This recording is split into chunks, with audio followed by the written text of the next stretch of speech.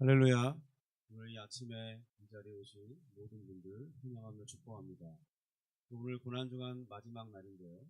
이 마지막 새벽 기도에 온라인으로 함께 하시는 모든 분들도 사랑하며 축복합니다. 우리 은혜 받는 시간 되기를 바라면서 우리 다 함께 예수 피를 힘입어 또 이어서 왕이신 하나님 높임을 부르면서 찬양하며 주님 앞에 나아가겠습니다.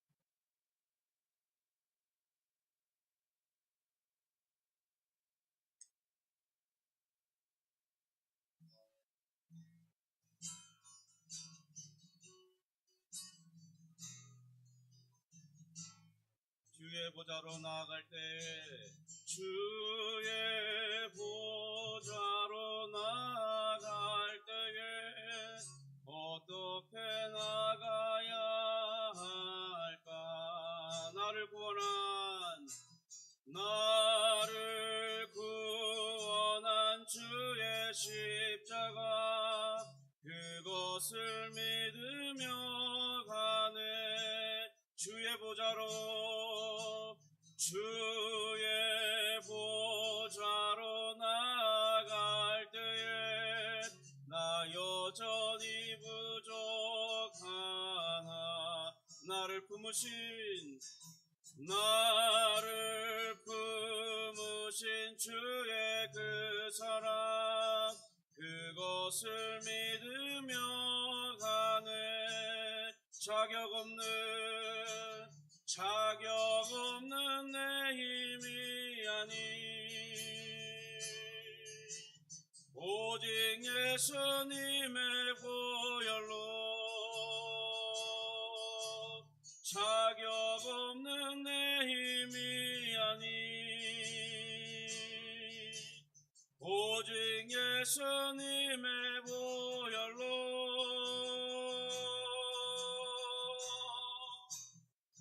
십자가의 보혈 완전하신 사랑 힘입어 나가리이다. 십자가의 보혈 완전하신 사랑 힘입어 예배하리이다.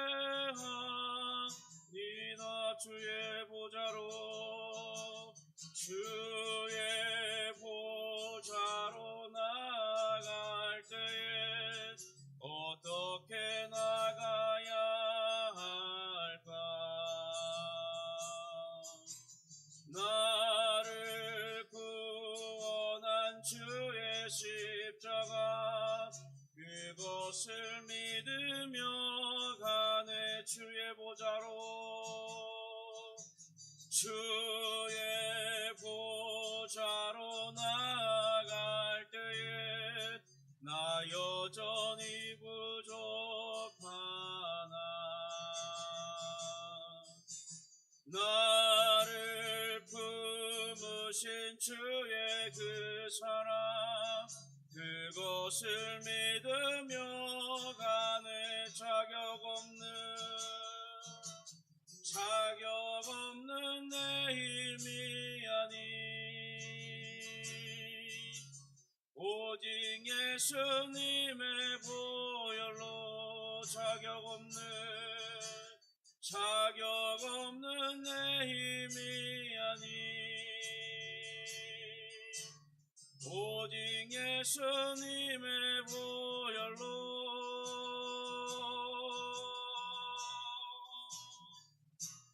십자가의 보혈 완전하신 사랑 힘입어 나갑니다.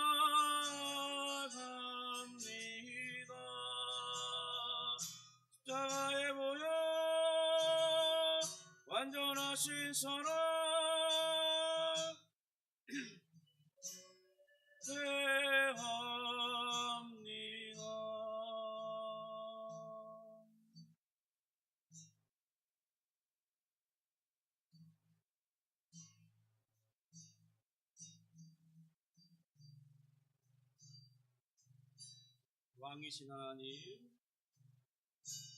왕이신 하나님 높임을 받으소서. 찬양하리라. 영원히 높임을 받으실 그 이름 찬양하리라.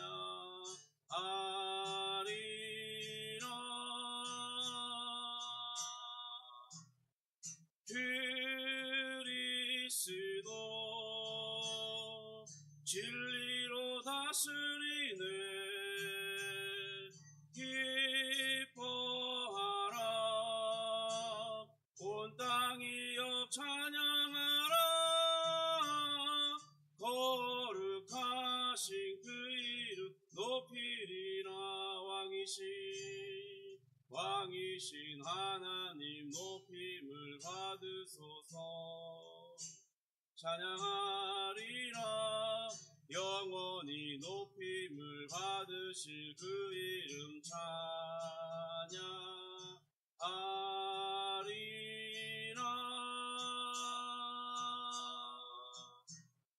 그리스도 진리로 다스리네. 기뻐하라. 온 땅이여 찬양하라. 거룩하신 그 이름 높이리라. 그리스도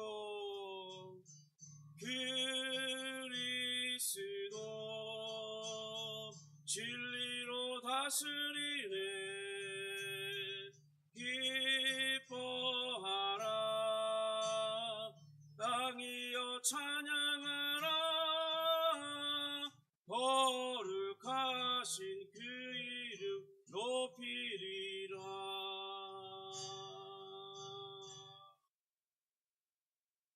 아멘.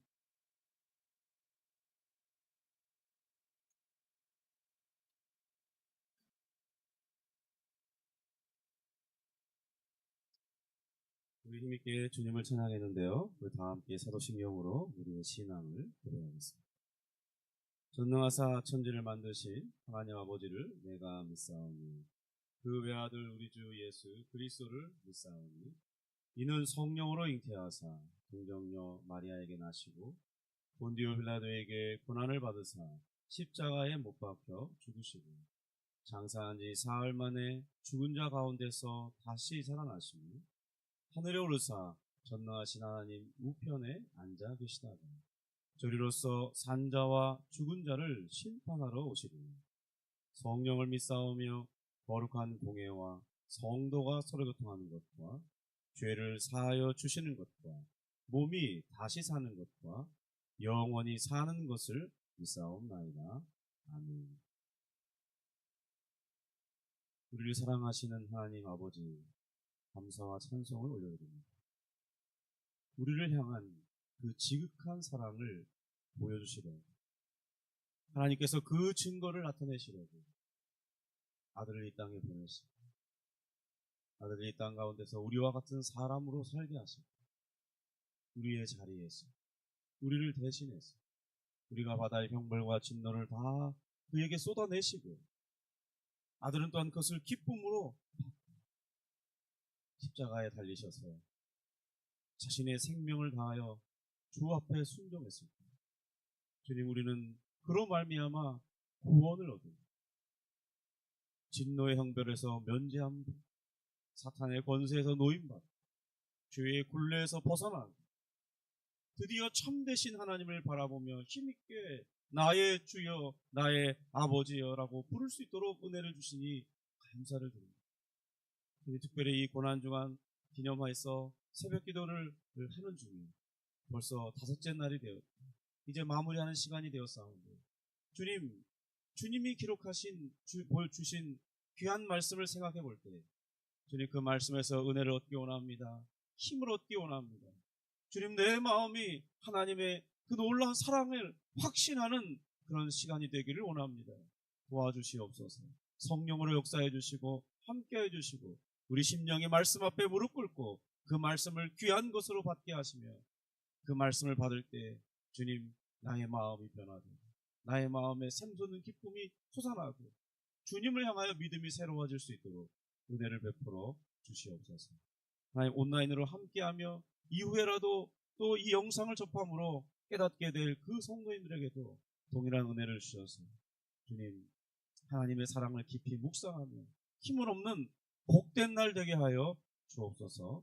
감사하며 예수님의 이름으로 기도합니다. 아멘. 우리 함께 보실 말씀은 요한복음 19장 28절부터 37절까지입니다. 요한복음 19장 28절부터 37절까지 말씀입니다. 신약성경 181면이 있습니다.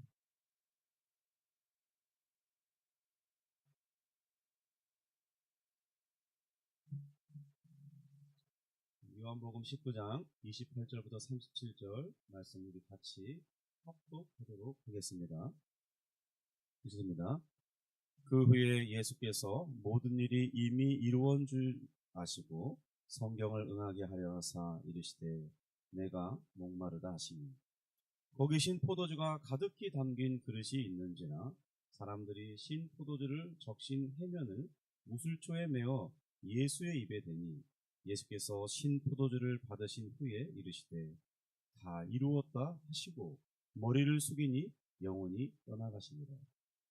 이 날은 준비일이라 유대인들은 그 안식일이 큰 날이므로 그 안식일에 시체들을 십자가에 두지 아니하려 하여 빌라도에게 그들의 다리를 꺾어 시체를 치워달라 하니 군인들이 가서 예수와 함께 못 박힌 첫째 사람과 또 그 다른 사람의 다리를 꺾고 예수께 이르러서는 이미 죽으신 것을 보고 다리를 꺾지 아니하고 그중 한 군인이 창으로 옆구리를 찌르니 곧 피와 물이 나오더라.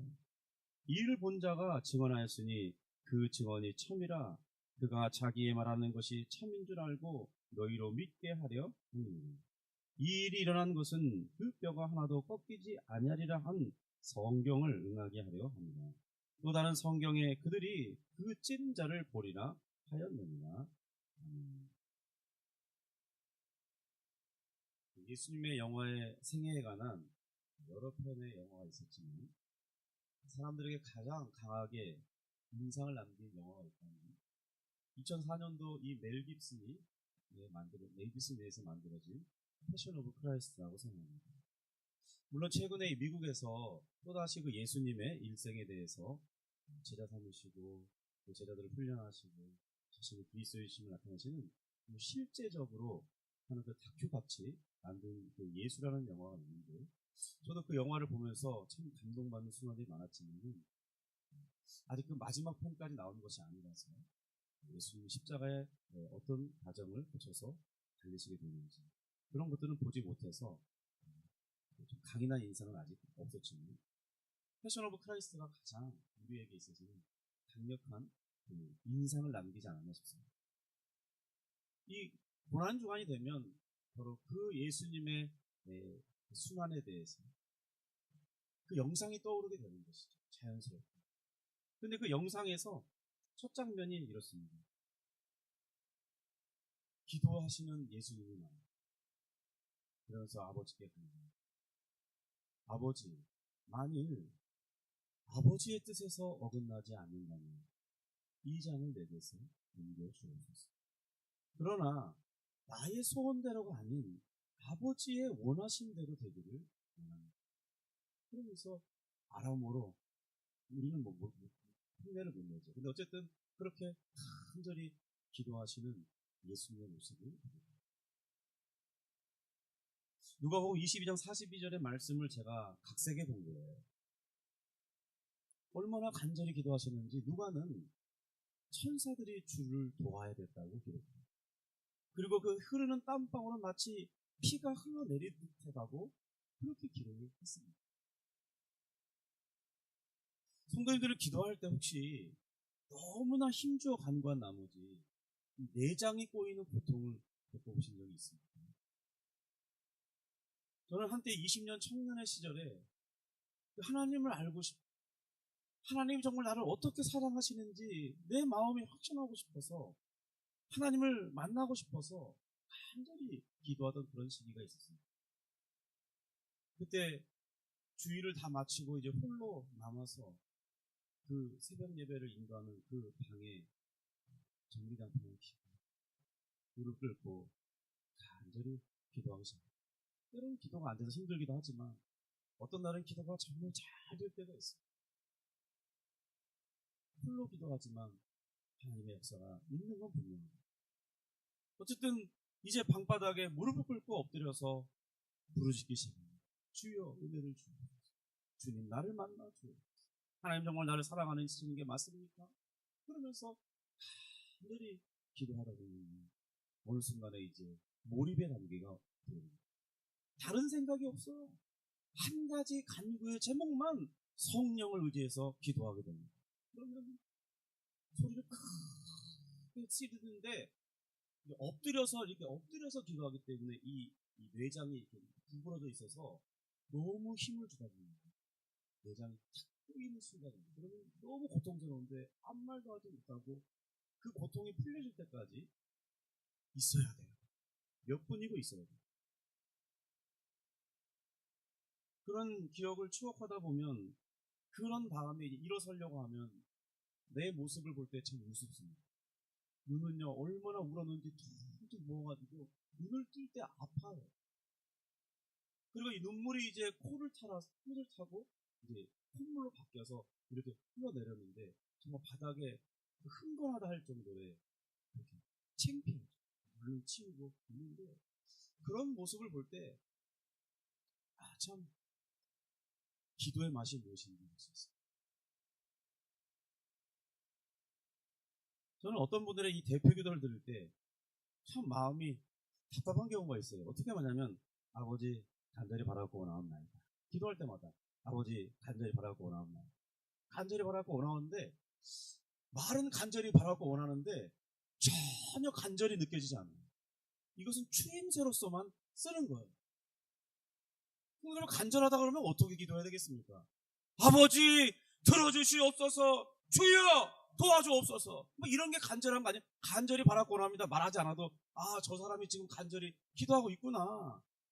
꼭 소리를 지르지 않아도 아버지 이렇게 한다 할지라도 거기에서 그 목소리에서 그 사람의 표정에서 그 사람의 몸에서 간절함이 묻어나오죠.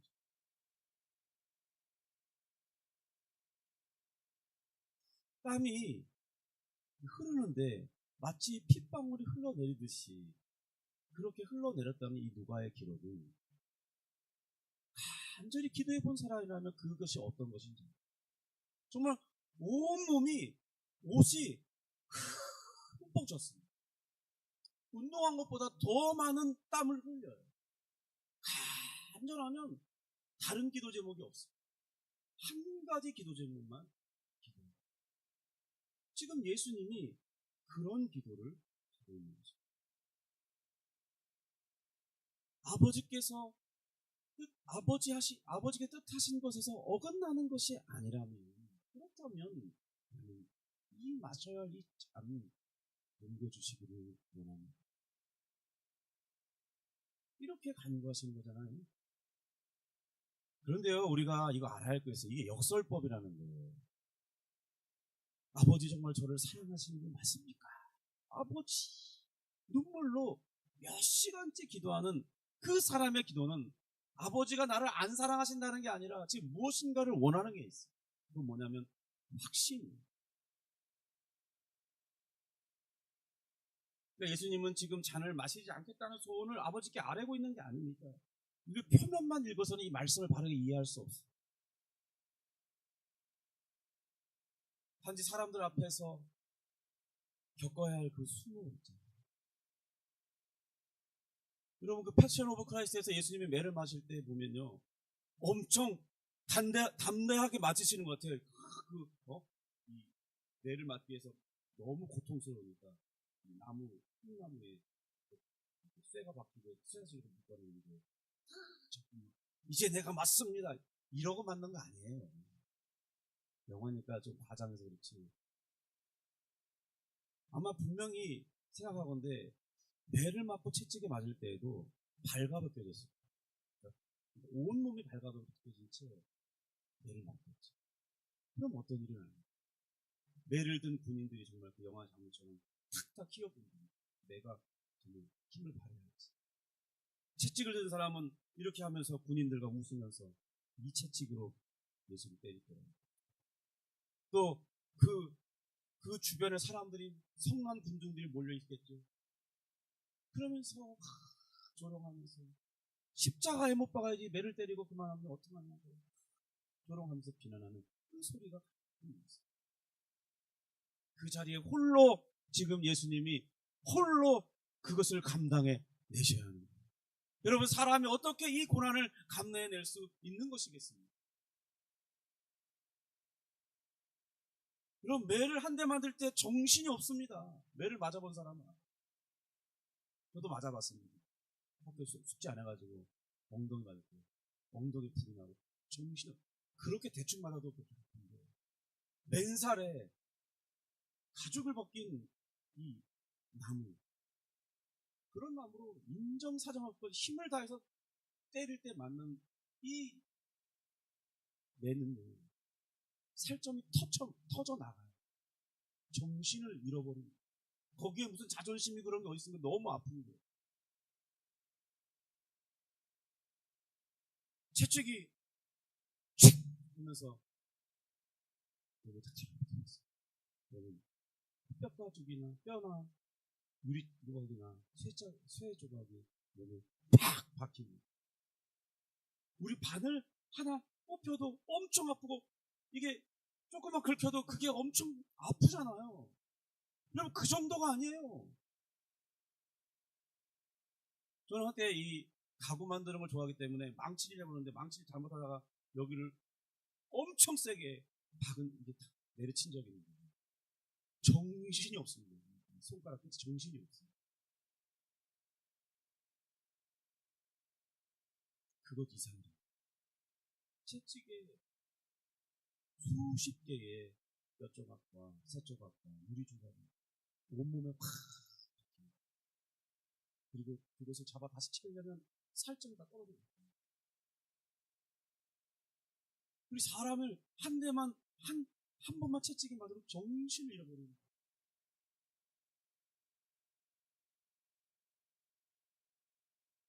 정확히는 알 수 없지만 아마도 예수님이 그렇게 발각되진 채 이런 과정이 있는데,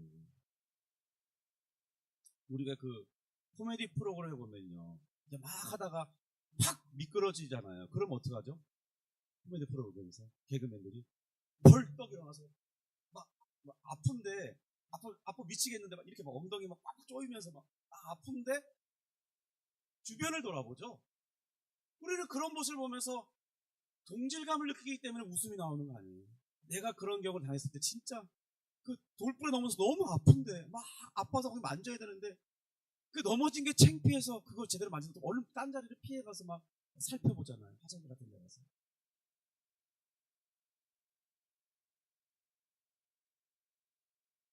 우리 주님이 그거의 극치의 자리입니다. 군인들은 있죠. 사람들은 성령의 군중들은 예수를 벌거벗긴 채 매만난 예수를 보며 채찍에만 예수 보면서 비난하고 그것으로 되겠느냐, 십자가에 못 박으라고. 그런 현장에 다른 이가 도와줄 수 있는 사람이 없어요. 홀로 그 자리에 있는 거예요. 모든 사람으로 자기를 사랑해 주던 모든 사람으로부터 외면당한 채 그 고독한 자리, 외로움의 자리에 서서 고민을 하는 것이죠. 그러니까 예수님의 이 간구하신 대로 감내내기 힘든 것이기 때문에 지금 피하게 해달라고 기도하는 것이라고 생각한다면 우리는 말씀을 깊이 있게 보지 못하고 있는 것입니다. 정말 예수님께서 그렇게 간구하신다면 저는 아버지께서 응답하시는 분이라고 생각합니다. 왜냐하면 우리 하나님 아버지는 그 아들을 기뻐하시는 하나님이에요. 그리고 이 아들은 아버지의 그 깊은 속을 통달하고 있는 분이에요. 그래서 이 아들은 한 번도 아버지를 실망시킨 적이 없어요. 그래서 하나님 아버지는 그 아들에 대한 기쁨이 정말 충만해요. 여러분, 저의 인생의 짧은 인생 속에서도 두 자녀를 길어보면서 자녀들이요, 정말 내 마음에 원하는 행동할 때는 그 기쁨을 감출 수 없어요. 내가 어떤 것을 기대했는데 그것보다 더 잘할 때, 그렇게 해줄 때 정말 큰 보람과 기쁨이 있어요. 계속했으면 좋겠다. 계속했으면 좋겠다. 그런 마음이 가져요. 그런데 아들은 한 번도, 단 한 번도 아버지의 마음을 속상하게 한 적이 없어요. 실망시킨 적이 없어요. 언제나 그 아들은 아버지의 마음보다 그 이상의 일을 순종으로 다 하지. 그러니까 아버지에게는 그 아들이 정말 큰 기쁨 중에 기쁨이에요. 그것에 대한 표현이 뭐냐면 요한복음 1장 18절에 이렇게 말하죠. 아버지 품속에 있는 독생하신 하나님이 나타나셨다고 말하고 있어요. 이 아버지 품속에 있는 독생하신 하나님의 표현이란 바로 그런 건 무슨 말이냐면 아버지의 온 마음을 차지하는 사람, 아버지의 온 기쁨이 되는 아들. 그래서 자신의 품속에 이 아들이 있다고 하는 고백은 아버지의 유일한 관심은 아들이라는 표현이라는 거예요. 지금 그 아버지의 큰 기쁨에는 그 아들이 지금 이 땅에 오셨고 사람이 되셨고 그리고 우리를 대신해서 지금 이 고난의 자리에 걸어오고 있습니다. 우리 주님께서는 자신이 아버지로부터 어떠한 사랑을 받고 있는지 잘 알고 있어요. 그래서 만약 주님의 입술에서 간구하듯이 잔을 옮겨달라고 기도하면 그것은 응답될 것입니다. 그러면 아버지께서는 그 아들의 기도를 들으시고 즉각적으로 자신이 계획한 모든 구원의 계획을 다 처리하시고 아들의 기도를 듣고 그 잔을 면하게 하실 수 있는 분이 아버지예요. 저는 그 사실을 믿습니다. 그러니까 이것은 표면적인 간구와 그 마음의 뜻은 다른 거예요. 그러니까 무엇인가를 원하는 게 있는 게 있어요. 아들이 아버지께 지금 이것을 잔을 면하게 달라는 것은 정말 잔을 마시지 않겠다는 게 아니라 피하게 달라는 간구가 아니라 무엇인가 하나를 확신하고 싶어 하는 거예요. 그 자리는 외로운 자리거든요. 정말 고독한 자리. 홀로 그 자리에 서서 싸워야 하는 자리예요. 그건 감내하기 힘든 고난이에요. 수치와 부끄러움을 당합니다. 여러분 사람이 침배 같은 걸 혹시 당해본 적 있습니까? 그거 정말 감내하기 힘든 고통이에요. 매를 맞는 것보다 더 큰 고통이 얼굴에 침배 같은 걸 당합니다. 유대인의 왕이여 하면서 이 손등으로 얼굴 뺨따구로 맞죠. 죽고 싶은 수치가 오는 겁니다. 그건 차라리 매를 맞는 것보다 더 극한 수치예요. 감내할 수 없는 고통이란 말이에요. 그것이 마음의 고통이란 말이에요. 우리 주님이 그것을 감내하셔야 되잖아요. 그러니까 지금 이 아들로서 아버지에게 간구한 이 제목은 뭐냐면 내가 그 극한 외로움과 수치의 자리에 있어야 하는데 뭔가 이것을 감내할 만한 힘이 필요하다는 거죠. 그것을 위해서 지금 처절하게 몸부림치면서 정말 온몸이 땀이 흠뻑 젖은 만큼 간절히 기도하면서 확신을 원하는 게 하나가 있다는 거죠. 성도들 우리가 기도할 때 확신해야 할 게 하나 있어요. 여러분 우리가 언제든지 예수 그리스도의 이름을 힘입어 기도할 때 우리의 기도는 반드시 상달되고 아버지께서 들어주시게 되어 있습니다. 기계적인 게 아니에요. 우리가 뭘 잘 간구해서 응답되는 게 아닙니다. 내 믿음이 좋아서 응답되는 게 아니에요. 거기에는 아들을 기뻐하시는 하나님의 마음이 있어요. 언제나 아버지의 마음을 흡족케 하는 순종하는 아들이 있기 때문에 그 아들인 예수 그리스도의 이름을 힘입어 믿고 기도할 때는 언제나 무엇이든지 응답되는 거예요. 그러므로 믿음으로 그리스도를 붙들고 기도하시면 그 기도가 응답되는 것입니다. 그런데 왜 응답이 없느냐? 그 일을 안 하는 거예요. 예수 그리스도의 이름을 힘입어 간구하지 않으니까 응답이 없는 겁니다. 입술로는 예수님의 이름으로 기도합니다. 이렇게 했을지 몰라요. 여러분, 하나님이 모르시겠습니까? 믿음이 동반되지 않는, 정말 하나님께서 아들의 이름으로 간구할 때 반드시 이 기도를 응답해 주신다는 그 믿음이 없는 간구를 응답하시겠냐고요. 하나님을 숨길 수 없어요. 그런데 우리가 알아야 할 게 있어요. 아들 예수 그리스도의 이름을 힘입어 믿음을 가지고 기도할 때 그 기도는 효력입니다. 반드시 아버지께서 우리에게 응답해 주십니다. 저는 그런 아버지의 응답을 많이 받아봤어요. 최근에 이 교회를 설립하면서 정말 풍성함을 누리고 있습니다. 나는 이렇게 목회 생활하는 게 즐거운지 요즘에 느끼고 있어요. 하나님이 살아계시더라고요. 여기 무슨 많은 성도가 온 거 아닙니다. 유튜브 조회수가 수천회를 조회했기 때문에 기쁜 게 아닙니다. 저희 마음의 기쁨은 아버지께서 신실하게 나의 간구를 들어주십니다. 그런데 나의 간구는 예수님의 이름을 힘입어 기도하는 것입니다. 그런데 아버지께서 응답을 해주시는 것입니다. 이것이 저에게 큰 기쁨과 위안과 능력의 원천입니다. 저는 여전히 부족합니다. 실수도 많습니다. 저를 돌아보면 너는 왜 그렇게 사니? 그렇게 말을 생각이 들어요. 그런데도 불구하고 힘을 얻는 원천은 뭐냐면 예수 그리스도의 이름을 힘으로 기도할 때 아버지께서 내 모습에 어떤 것도 부족하고 잘난 거 찾지 않으시고 오로지 아버지는 예수 그리스도의 이름을 힘입어 기도하는 나의 간구를 들어주시는 아버지인 것을 또다시 확인시켜 줍니다. 성도 여러분, 그리고 온라인으로 함께 참여하신 여러분, 예수 그리스도의 이름의 능력을 맛보시기 바랍니다.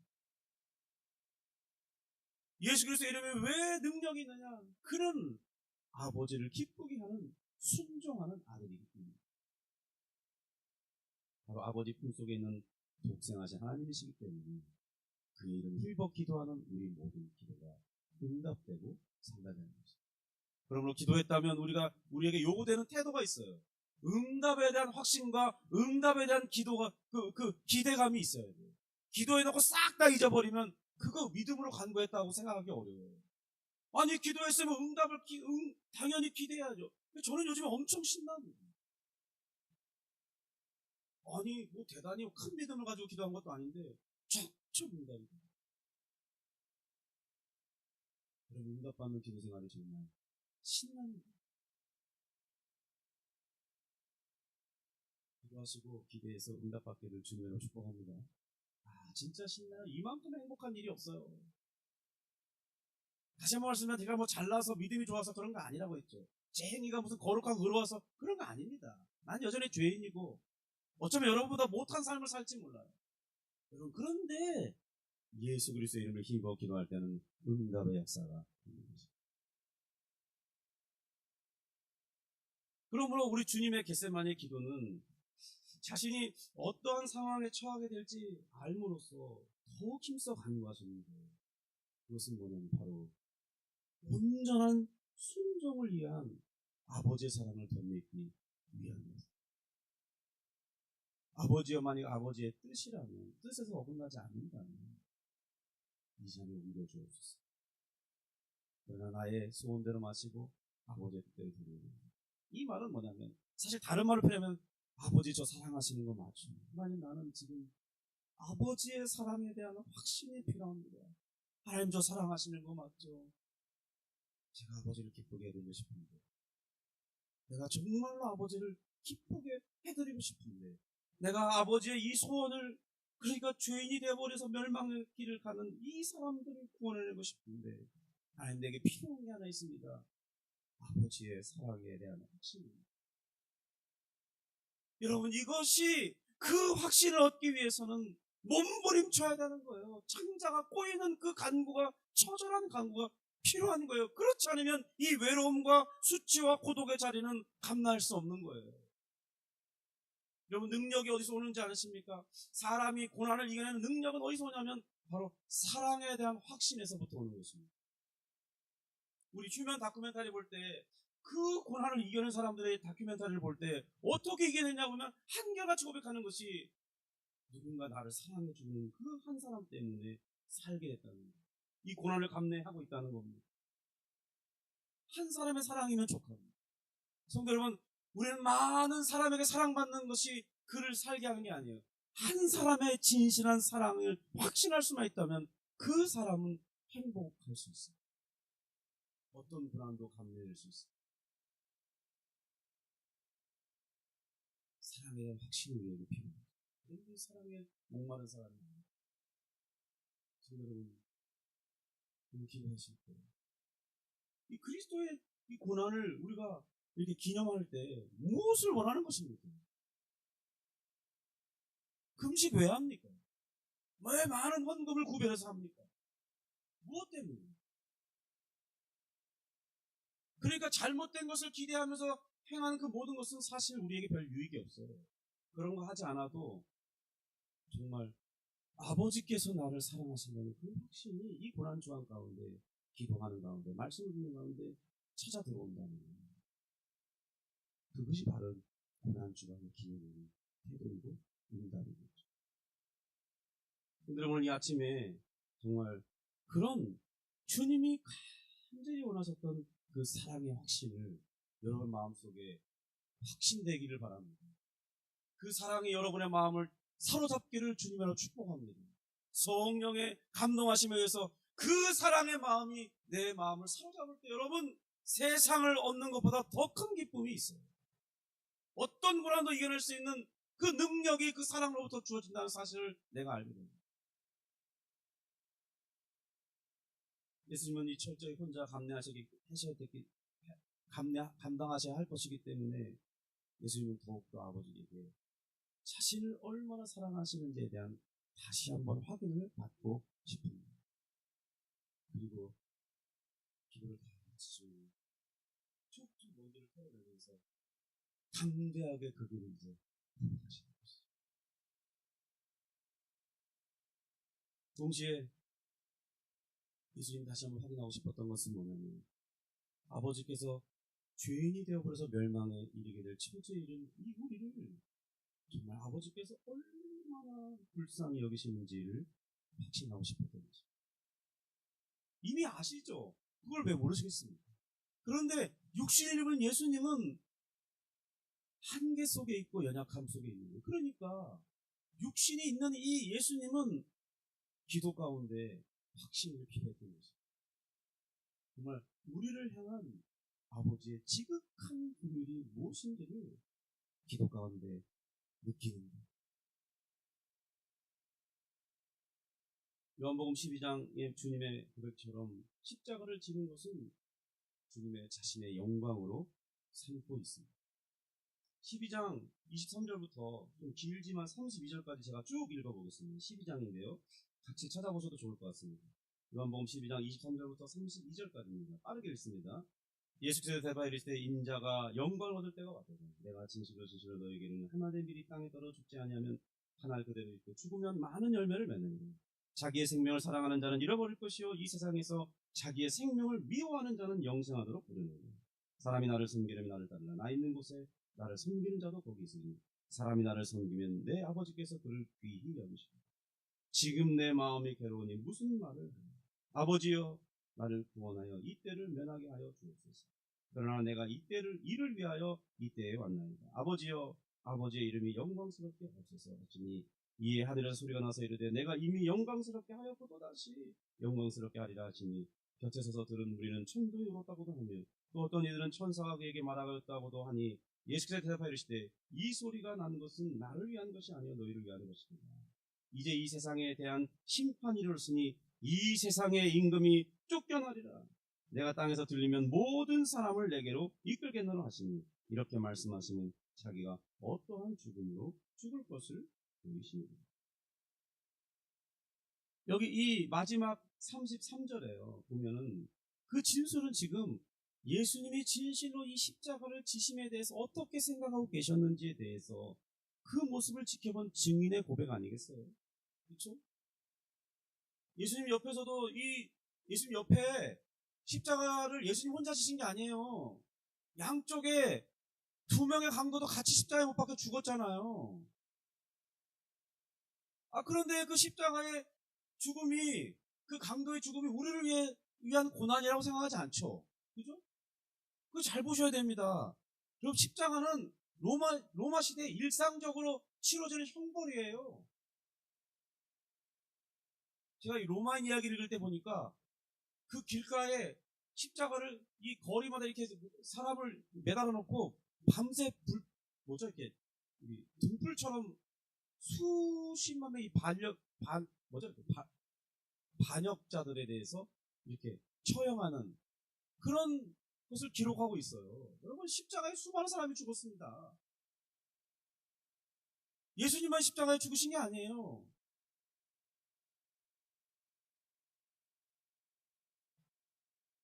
그런데 왜 그들이 우리를 위해서 고난받는 것을 생각하지 않습니까? 왜냐하면 명백하게 그들은 자신의 죄로 인해 형벌받아 죽은 것이에요. 그런데 예수님이 십자가에 달리신 십자가는 전혀 다른 의미로 바라보게 되는 것입니다. 왜냐하면 그의 달리심은 죄인으로서 죽은 게 아니에요. 그가 증명했죠. 부활하심으로 자신이 죄가 없음을 증명했습니다. 그럼 왜 십자가에 달려 죽으셨습니까? 죄인이 아닌데. 바로 새 언약의 머리로서 감당하시는 형벌이었기 때문입니다. 자신은 의인이었지만 우리를 대신해서 죄인의 이 자리에 앉으신 것이고, 그리고 죄인인 우리를 대신해서 그 하나님의 진노를 다 받으신 것이고, 그 진노의 형벌의 잔의 끝은 자신의 생명을 바치는, 생명을 끊는 죽음에 이르러서야 하나님의 형벌이 다 받아지는 것이기 때문에 십자가에 달려 죽으시는 것입니다. 바로 그는 우리 모두를 대표하는 언약의 머리이시기 때문에 우리가 당해야 할 이 형벌도 대신 감당해내야 되는 거예요. 여러분, 죄인이 지은 이 진노의 형벌은 그냥 용서되지 않습니다. 우리가 뭘 잘 착각하는 게 있어요. 우리 예수님 믿으면 죄 다 용서된다 그러는데, 우리가 용서되는 건 사실이지만 그것이 그냥 용서되는 게 아니라는 사실을 기억해야 돼요. 여러분, 죄는 형벌받지 않으면 용서됨이 없습니다. 그러니까 내가 어떤 죄가 면죄함을 받는다면, 죄 없음을 인정받는다면 누군가 대신 형벌 받은 거예요. 세상 법정에서는 감량이 있지만 하나님의 법정에서는 감량은 없어요. 그러니까 내 죄가 하나님의 법정 앞에서 야, 너는 정죄당하지 않고 이제 무죄하다라고 선언을 받으신다면 그 누군가 대신 형벌을 받았기 때문에 아버지께서 그 형벌이 이 죄에 대한 값이 충분한가 이 저울질해 보시고 딱 맞을 때, 아니면 이 값이 더 높아서 무거워서 이 죄를 들어 올리실 수 있을 때 그를 무죄하다고 선언해 주는 거예요. 그러니까 그가 새 언약의 머리로서 우리가 가지고 있는 죄까지 다 감당해내셔야만, 형벌까지 받아주셔야만 우리를 구원해낼 수 있는 겁니다. 그래서 예수님이 고난받으시고 수치를 당하시고 십자가의 자리에 있는 것입니다. 우리 28절부터 30절까지 한번 같이 읽어보겠습니다. 합동합니다. 28절. 그 후에 예수께서 모든 일이 이미 이루어진 줄 아시고 성경을 응하게 하려 하사 이르시되 내가 목마르다 하시니 거기 신포도주가 가득히 담긴 그릇이 있는지라. 사람들이 신포도주를 적신 해면을 우슬초에 메어 예수에 베더니 예수께서 신포도주를 받으신 후에 이르시되 다 이루었다 하시고 머리를 숙이니 영원히 내가 목마르다. 내가 목마르다.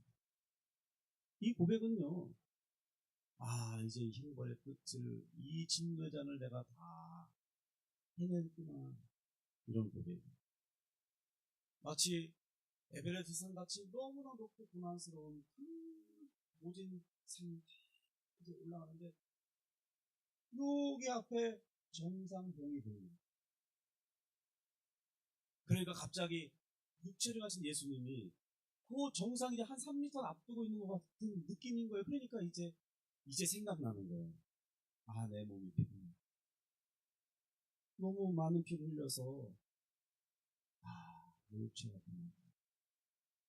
그러니까 여기에는 다 내가 목마르다 이 표현을 보면 이제 내가 이룰 고지를 점령하겠구나. 그러면서 동시에 지금까지 걸어온 이 에너지 소모가 너무 큰 거예요. 그러니까 목마름이 찾아옵니다. 드디어 아버지께서 자신에게 부여진 그 사명의 완성을 보고 있는 겁니다. 자신이 부끄러움을 개의치 않으시고 매와 채찍을 많은 고통을 지나시고 모욕과 모든 치욕을 다 받으시는 거예요.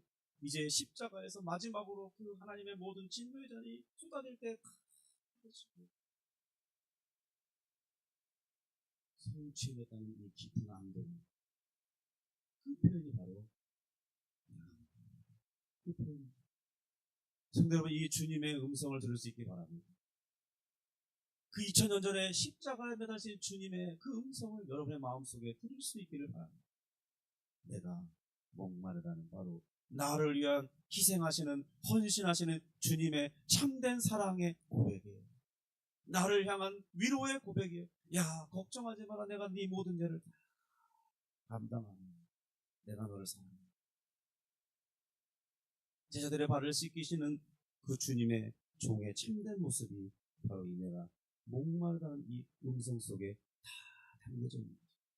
성도 여러분, 그러니까 우리가 이 말씀을 읽을 때, 내가 목마르다는 이 말씀을 읽을 때 그냥 읽을 수 있는 말씀이 아닙니다. 이 말씀은 참된 피로 새긴 나를 향한 사랑의 고백인 거예요. 그런데 어찌 우리가 이 고난주간을 기념하면서 이 사랑을 확인하지 못하고 끝내려 하십니까?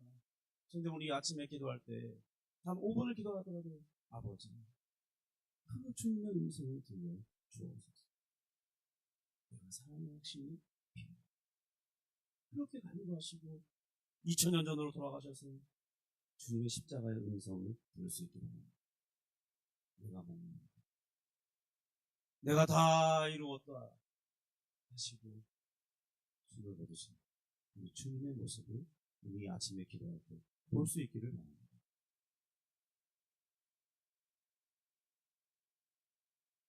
이 하나님의 뜻을 참되게 받으신 진실한 고백이 바로 내가 목마르다 하는 고백입니다. 육체적 갈등이 크게 나가는 것도 사실입니다. 주님은 그 이전에 자신의 참된 양식이 무엇인지 말씀해 준 적이 있습니다. 요한복음 4장 34절에 이렇게 말해요. 내가 이르시되 나의 양식은 나를 보내신 이의 뜻을 행하니 그 일을 온전히 이루는 것이다. 그러니까 내가 목마르다 하심은 바로 우리를 향한 주님의 사랑의 음성임을 깨닫게 됩니다. 아버지께서 우리를 구원해내시기 위한, 우리를 아들 자녀 삼으시기 위한 그 뜻을 받들어 이루시고 다 이루셨다는 이제 고지를 이제 넘고 계시다는 그 표현이 뭐냐면 다 이뤘다. 그 전에 내가 목마르다는 이제 고지에 탁 발을 디딜 때 내가 목마르다고 즉시로 이제 기력이 완전히 쇠했기 때문에 더 이상 생명을 유지할 수 있는 그런 그 에너지가 없기 때문에 영혼이 몸으로부터 분리되는 죽음이 이루어지는 것입니다. 여러분, 이제 그럼으로써 주님은 아버지께로부터 받은 자신의 권리를 이제 당당하게 주장할 수 있는 권리를 획득하신 거예요. 자기의 핏값으로 사신 이 권리를 획득했습니다. 이 권리를 누구에게 행하시냐면 바로 믿음을 가진 우리를 향해서 아버지 앞에 늘 내어미는 권리로 행하시는 것입니다. 사탄은 엄두도 내지 못해요. 어떤 정죄와 기소를 할 수 없습니다. 그 모든 기소가 다 무효로 돌아가고 말 거예요. 왜냐하면 아버지 앞에 받은 이 진노를 받은 형벌의 증거인 자신의 피를 내어밀면요, 사탄의 모든 기소는 다 무용지물이 되는 것입니다. 야, 그거 다 이미 끝났어. 야, 지금 언제적 얘기를 하는 거야? 야, 사탄, 더 이상 기소하지 마. 너 기소권 없어. 이렇게 재판장이 선언하시는 거예요. 여러분, 로마서 8장 1절에 그리스도 예수 안에서 결코 정죄함이 없다는 그 표현은 바로 이런 것을 말하는 거예요. 그러므로 예수 안에 있는 자는 자유함이 있는 것입니다. 기쁨의 탄성을 질세요. 몇 년형을 받아야 될까 막 몸부림치고 있는데 무죄. 여러분, 죄인이 지금 형벌을 받기 위해서 벌벌 떨고 있는데 무죄. 그러면 그 사람이 얻을 기쁨이 무엇이겠습니까? 어떻게 담담하게 야, 오늘 무죄 받았다 이렇게 할 수 있겠습니까? 환호성을 지르고 와 이렇게 환호성을 지르면서 자신의 구원을 기뻐하겠죠. 그리고 그 이유를 살펴도 내가 이 정도 형벌이 안 나올 리가 없는데 어떻게 된 거지? 그 사실을 알아본 거죠. 그런데 알아보니까 누군가 나를 대신해서 이 형벌을 그럼 이것이 복음이 아니고 무엇입니까? 우리는 왜 복음을 사실적으로 받지 않는 것입니까? 왜 딱딱한 문서로 받는 거예요? 여러분, 그 무죄 선언의 증서가 딱딱한 문서입니까? 형벌받을 자에게 무죄 선언의 증서는 가장 최고의 사랑의 표현이고 기쁨의 탄성을 지를 만한 감격이고 그런 거 아니겠어요? 오늘 믿는 자들이 회복해야 될 기쁨은 바로 이것입니다. 죄의 권세에서 자유롭고 사탄의 자녀에서 변화되어 하나님의 자녀가 되고 이 땅을 살아갈 때 성령이 그것을 보증해 주시고 그 보증과 약속을 입고 이 땅을 살아가는 우리 마땅히 기뻐하고 찬송해야 되는 것, 이것이 구원의 기쁨을 누리는 성도의 바른 반응이라는 거예요. 냉랭하고 차갑고 종교의식만 맨날 하는 것처럼 예배에 참여하고 그것은 우리의 마땅한 기도입니다. 그러니까 그 구원의 의미를 모르고 있는 것이죠. 여러분, 이 본문을 다시 한번 읽으면서 은혜를 회복할 수 있기를 주님으로 축복합니다. 하나님이 예수님을 통해서 그 사랑을 하셨어요. 여러분, 이 사랑의 확신을 갖잖아요. 세상을 이길 만한 담대함이 여러분에게 주어질 것입니다. 세상이 감당할 수 없는 사람들이 다 될 것입니다.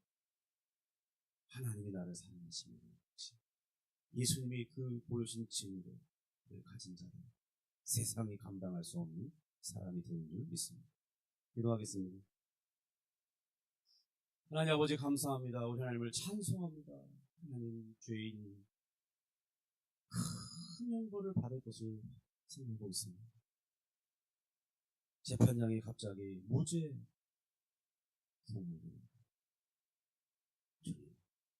그 사람이 누릴 기쁨이 우리의 기쁨인 줄 믿습니다. 주여, 오늘 아침에 기도할 때 이 말씀을 들을 때 주여 그 기쁨이 성령으로 말미암아 샘솟아나기를 원합니다. 드디어 그것을 생각할 때 내 마음의 믿음이 요동치고 하나님, 내 마음의 감정이 반응해서 기쁨의 탄성을 누감하고 찬양했던 찬송자들처럼 지금 나도 그 반열에 이르러 하나님을 힘있게 찬양하고 내 몸으로 힘있게 찬양하고 기쁨을 탄성으로 지르며 하나님께 감사하고 찬송하는 우리가 되기 원하오니, 그러므로서 그리스도의 십자가의 보혈의 은혜가 참으로 내가 효력적으로 역사하고 있음을 나도 느끼고 주변의 사람들도 알게 되고 복음의 광채가 우리를 통해서 다시 비춰지는 놀라운 역사가 우리 가운데 있기 원하오니, 성령이여 역사하시고 임재하여 주시고 주여 우리 마음을 변화시켜 주시고 만져주시고 다시 한번 새롭게 되는 은혜를 베풀어 주옵소서. 그러므로 이 고난 주간 기념하는 이 날이 다른 그 어떤 때보다 내 인생을 변화시키고 힘있게 하고 능력을 맛보고 하나님의 사랑을 확신하게 되는 그런 기간이 되게 하여 주시고, 오늘 이 다섯째 날 마지막 날, 이제 그때였을 때 2000년 전으로 돌아가 본다면 이제 저녁 6시쯤 주님께서 십자가에 달리셔서 모든 걸 다 이루시고 우리가 그것을 생각합니다. 마음에 큰 기쁨과 모든 무거운 짐이 내려지는 그리고 그 기쁨을 가지고 주일날 부활하신 주님을 만나러 오는 모든 성도들이 되게 하시고 감사의 예물을 가지고 주께 나오며 나를 구속하시고 구원하신 하나님의 그 은혜를 찬송하며 예배하며 복된 성도들이 되게 하여 주시옵소서. 예수님의 이름으로 기도합니다. 하나님 아버지, 하늘에 계신 우리 아버지, 이름이 거룩히 여김을 받으시오며 나라가 임하시오며 뜻이 하늘에서 이룬 것 같이 땅에서도 이루어집니다. 오늘날 우리에게 일용할 양식을 주옵시고 우리가 우리에게 죄 지은 자를 사하여 준 것 같이 우리 죄를 사하여 주옵시고 우리를 시험에 들게 하지 마시고 다만 악에서 내게 나라와 권세와 영광이 예수의 영원히 있습니다. 우리 주님의 사랑을 생각하고 아버지의 사랑을 확신하면서 우리 같이 개인기도 잠시 드리도록 하겠습니다.